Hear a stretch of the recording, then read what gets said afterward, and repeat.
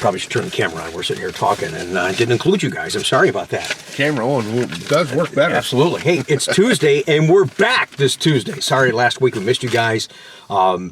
He and I have got some incredibly demanding schedules right now. Let's just leave it at that. Yeah.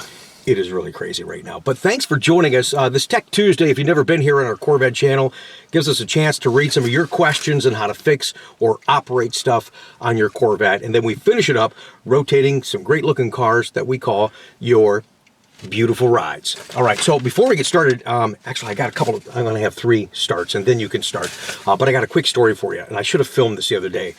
Sometimes I come down here and just BS with Chuck when he's working, and you might know where I'm going with this. I love watching him work, and he had a C5 car yesterday that you're working on, and this, I guess, goes to your credit of integrity and your tenacity. So he gets this guy that works on his own car, but he screws it up, and it involved the water pump on the Correct. C5. Thermostat housing. It was the thermostat housing, but you knew that there was a bolt that he busted off in there, and you said, here, I'm not even working on this unless he agrees to buy a new water pump in the case I can't get that screw out of there. Correct. So he gets everything off, and Chuck is messing around with it, and he's heating it up, and he's trying to get the pliers. There's a little bit just sticking out like this. He's get it. Nope. He's back over to the toolbox. He tried 5 different times. Now, he could have very easily said, hey, sorry, can't get that out. I got to put the new water pump in. Boom, let's move on.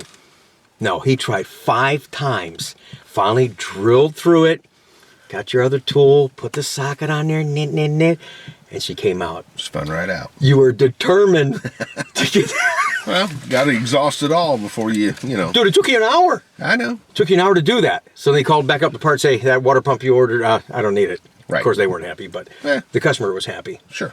And I don't even know if you're done with that job, but that part of the job I enjoyed seeing you do. You guys can't come down here and watch it work. I'm sorry. No. We'll continue. I know you tried to do that, but you can't. All right, so one more thing before we start. A little note here from my customer, Aram, in California. He says, Rick and Chuck, I can't believe it's been 14 months.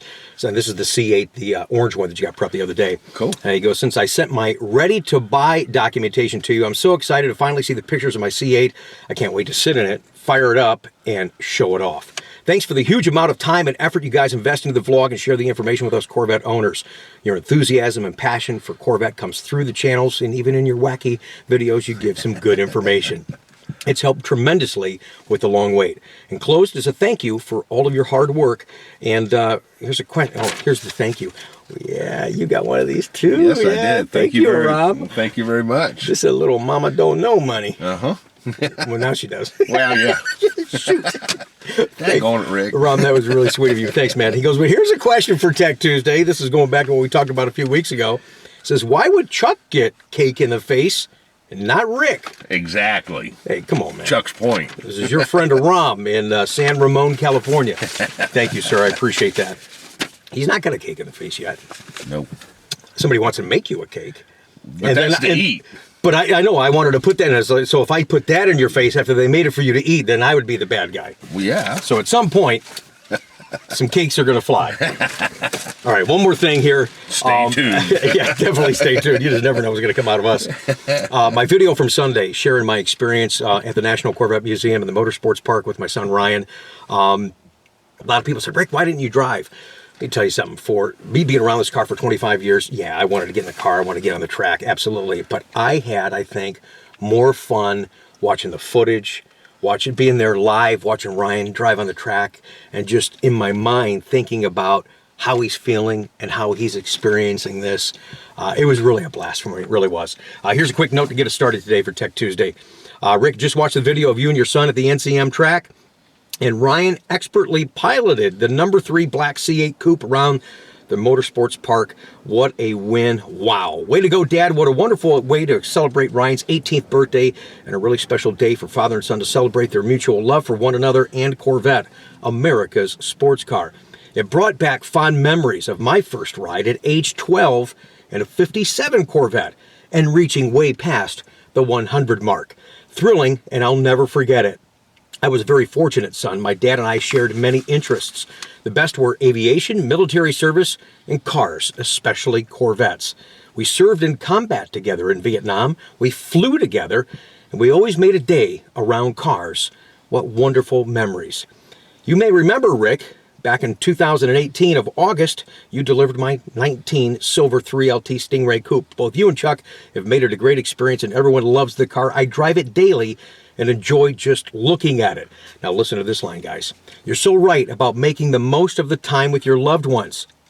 Later we learn that the time with them goes much faster than our Corvettes. Now listen to that again. Later we learn that time with them goes much faster than our Corvettes. Wishing you all the best, Scott Goodman in Noblesville, Indiana. Scott, that was awesome, man. Thank you so much. It's great that you're still watching. It's wonderful to hear from you. And man, you were so right. Thank you so much. Okay, on with Tech Tuesday. Got a couple quick questions for you. Chuck and I are going to read. Hopefully we get you some answers. Do appreciate you guys being here. And then we got some great, we missed you last week, so I got some really nice looking cars for you to see on the Beautiful Ride segment coming up.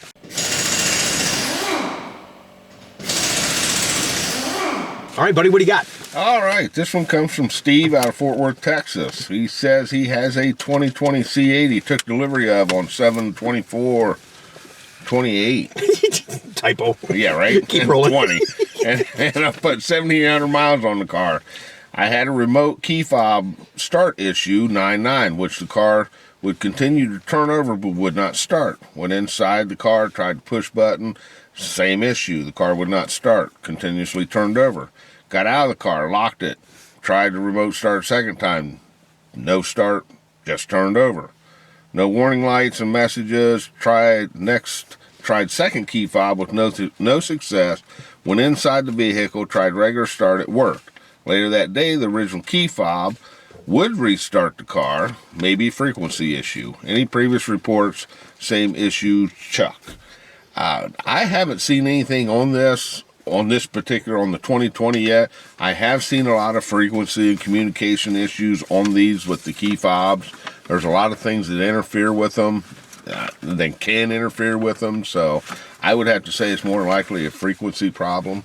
Yeah, it does sound like that. It's kind of weird. So it's weird because the first fob didn't work, second fob did, but the first fob, the remote start or something, I got a little confusing there on that. But I know when you leave the key fob in the car in the C8s, it's nice that it goes to sleep, but it doesn't sound like that was the situation. So yeah, I think that's probably a fair assessment. Well, now I had a C6, I think it was. A gentleman had put door lights in it, so when you open the door, the lights shone down on the ground, and it totally killed the radio frequency. Was so close it killed the whole key fob system in the car. Yeah, you guys we've told you that before. I mean, there's a lot of great aftermarket stuff out there, but when you start tapping into wiring harnesses and computers, you can expect some fallout from that. Yeah, absolutely. Here's one from Jason. He says, Rick, just want to say I'm a fan of your YouTube videos with you and Chuck. They're very entertaining and informative. Thank you, especially your Tech Tuesday. I hope you get your C8 soon if you haven't already. Brother, I'm 25 plus years waiting. Hopefully next spring. Absolutely. I certainly want to get it before Ryan graduates. Here's my question. I got a C7 Stingray with a rev match. That's a manual transmission for those of you that don't know. I like the rev match feature, but I'm wondering if you leave it on, does it negatively impact the fuel mileage? If so, approximately how much? I want to decide if there's some value of leaving it on or if there is a mileage impact. There's not a mileage impact. You got to remember that rev match was really designed more for tracking, as it helps maintain that level when you're shifting. It matches the engine speed to the next gear, so it just makes for a smoother transition more than anything when you're going into turns and coming out of turns for your upshifts and more so your downshifts. Gas mileage, nah, you don't even have to worry about that, man. Absolutely. So yeah, you can leave it in. Sometimes people will call me when they have a manual and they're driving around town, and you know that those paddles are right there on each side. So when you're turning the wheel, sometimes you accidentally turn it on. And you can know that it's on if you look at the gearing on the lower right-hand side of your dash. If it's orange, that means you're in rev match. And they'll call me and say, hey, Rick, I'm shifting my car. And I go, let me stop you right there. When you shift, it goes, vroom, vroom. Yeah, what's going on? You're in rev match. Just pull your paddles back again, turn it back off, and you're fine. So sometimes it freaks people out because they accidentally turn it on. Yeah. All right. What you got, buddy? All right. This one comes from Tom. It says, what is the technology behind the mechanical operation of the lift system and the front raised via pneumatic means or by electric motors? All the new front lift for the C8 car? Yeah, for the C8 2020.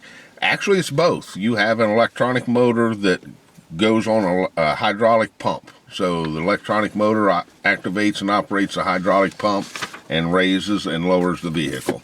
Oh, there you go. Fantastic. Here's an email from Bill. He says, Rick, I need Chuck's help. Good afternoon. I've become addicted to your YouTube channel, and I watch most of the postings. You've made me a believer. Once the dust settles and the orders are filled less than 1 year, I'll be in touch to order my C8. Could be a 2022 model. Thanks, Bill. Appreciate that very much. Anyways, please pass this along to Chuck. Pay attention. This is you. I have a 99 C5. Radio has issues. Most times the volume is extremely low. Occasionally, if I hit a sharp bump, the radio comes back to a normal functionality. But unfortunately, once parked overnight, the low volume returns. I do have the Bose system. I live in the Chicago area, so you got crummy roads. And if Chuck has an idea how to fix this issue, and it's an easy DIY, I would love to be able to do it without having to schedule an appointment to the dealership. Please pass this along to Chuck. I still really enjoy my C5. I'm the original owner, and I have 50,000 miles on it. I'd love to get my radio back. Please include this on your Tech Tuesday or just send me an email with the guidance. Would be greatly appreciated. Now let's share this with you and for other people watching that have a C5 radio and you have intermittency of the volume going up and down, and it sounds to me like, go ahead. Go ahead. I don't want it, I'm sorry. Well, it just sounds to me like it's an internal radio issue. Yeah, or it could be the connector on the back of the radio is what I was going to say. It could be the connector, yes. You know, sometimes there's just a little bit of a loose connector, and I mean, 99, I've had the car for a long time in Chicago roads. Do you think he can do that himself as far as taking that trim panel off and getting behind that radio? It's possible to take the center stack trim off of, yeah. Okay, depending on the tools he has and stuff like that. Mm-hmm. Okay, all right, good luck with that, man. Thanks for watching, appreciate it, Bill. Once again, if you do that and take it apart, I'd recommend the GM dielectric grease to put in that connector to make a better connection when you put it back together. Oh, okay, fantastic. All right. This one comes from Keith. Is it true you have to remove the entire front of the C7 to replace the headlights? Yes. Unfortunately, the headlights are encapsulated by the fenders and the front bumper fascia, and the only way to get them out is to remove the entire front bumper fascia. Actually, I was going to read this one. This is a novel. See you next week on this one. You don't even know which one it is, but it'll be here next week. Yeah. Okay. So go ahead. All right. I have one from Gary. It says, I have a 2019 Grand Sport 3LT automatic. When I leave the car sitting for a few days and then try to start it, my brake pedal is hard as a rock to apply. Once I start the car, the pedal goes back to normal operation. Any ideas? Normal operation. After it sits for 2 or 3 days, the vacuum will deplete from the system. As soon as you fire it back up, it regains vacuum and it works fine. So, yeah, normal condition. And he's watching us from Toronto. All Yes. right. Hey, Gary, thank you. And my last one today is coming from Greg, and I got a little video to share with this. This is Greg from California. It says, Rick and Chuck, I've got a reflection coming off the dashboard into the windshield on the PDR camera. It's very annoying on the C8. Please review my video. You can see from my drive this past weekend what I'm talking about. Do you know if there's anything that can be done to correct this? So if you have Greg has a gray interior, the two lines those multi-level parts of the dash that come around right across the head-up display. If you've got tan, gray, red, blue, those are going to show in here. Take a real quick look at his video and you can see what we're talking about.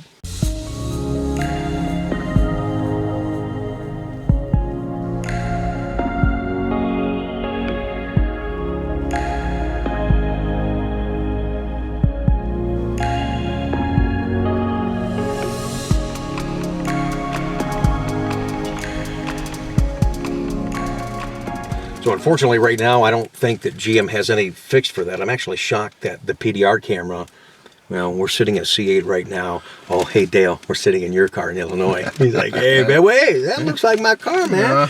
It is. Anyways, the housing for the mirror, it looks like it's set back a little bit further the way that the windshield rake is. So yeah, very feasibly that could be picked up in the PDR camera. I was shocked when he told me that, and then I saw the video. You guys just saw the video. So unfortunately, no remedy for that glare, unfortunately. Sorry about that, guys.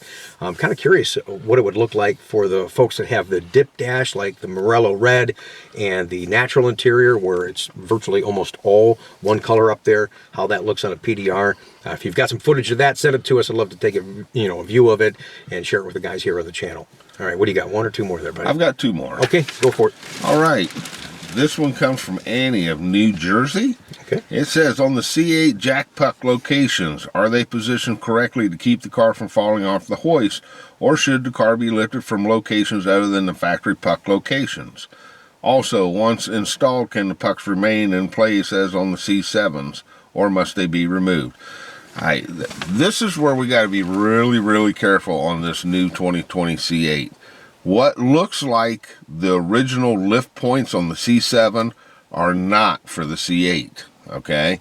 If you go further back into the rear of the structure that holds the motor, the framing that holds the motor and transmission transaxle, you will actually find the oblong puck location instead of on the side rails where they're round, because you can't put the pucks in the round holes. Those are actually what they use to tie the car down to the car hauler.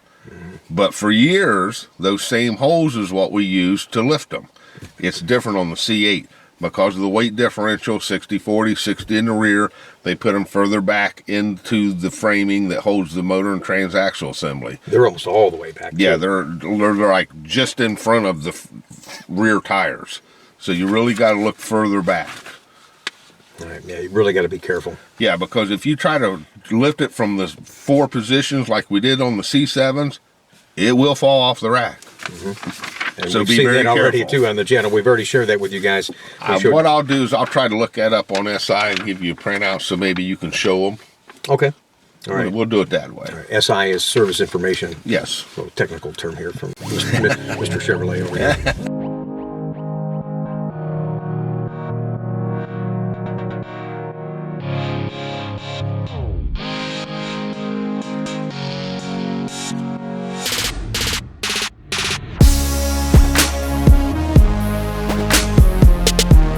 Brother, what's the last one you got for us today? All right, this one comes from David. It says, I have a 2015 Stingray. When I put the car in reverse, the backup camera is enabled, and sometimes the display will flicker or show random horizontal static distortion lines. This happens more often during hot weather. Is the problem the camera, the center display, or the cabling leading to the center display? Have you seen this before, and what is the fix? Yes, I have seen it before. It is not the camera. It is not the cabling. It is the center stack display. It looks like an old TV that you're on an antenna sometimes, you get the messed up screen. It is a display. So the display will have to be replaced in the car. All right. David, thanks for watching. And everybody, thanks for your questions. We do as many as we can each and every Tuesday. Email in your questions for fixing your car or learning how to use something on your Corvette. Appreciate you taking the time to do that. It's good to be back with you guys on another Tech Tuesday. Tomorrow, now, we had told you in the last couple of videos, still have not found that VIN 6941. Almost forgot the number, 6941. Richard's car that's supposed to come in here in Ohio. It is still sitting at 3800 status. It is not bait, it is not ready for shipment, but what I'm going to show you tomorrow is what possibly could have happened to Richard's car and where it could have went, because this almost happened to Steve's car in Illinois. You're not going to believe what happened to this car, or almost could have happened to this car, and I have documentation to prove it. I'm like, wow, are you kidding me? That's tomorrow on the channel. Right now on our channel, so we'd like to wrap up every Tuesday, feature you guys in your beautiful rides. See you tomorrow.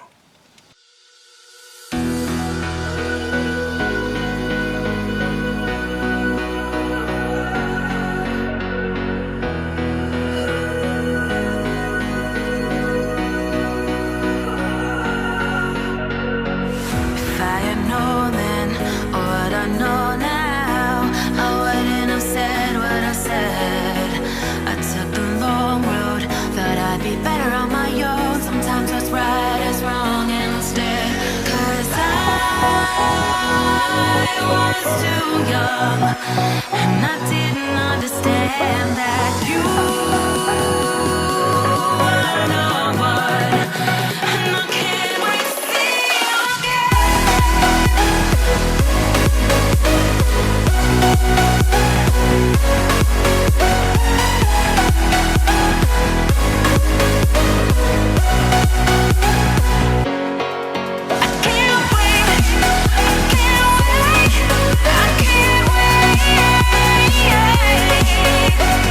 wait.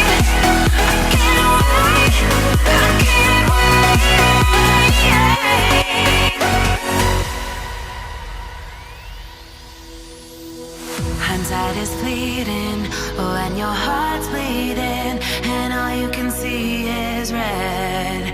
Till you discover it is within each other to forgive and make amends. If I had known then what I know now, I wouldn't have said what I said.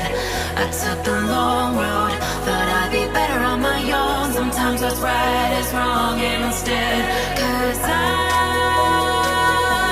was too young, and I didn't understand that you were the one. And I can't wait to see you again. Oh, I can't wait, I can't wait, I can't wait. 'Cause I was too young, and I didn't understand that you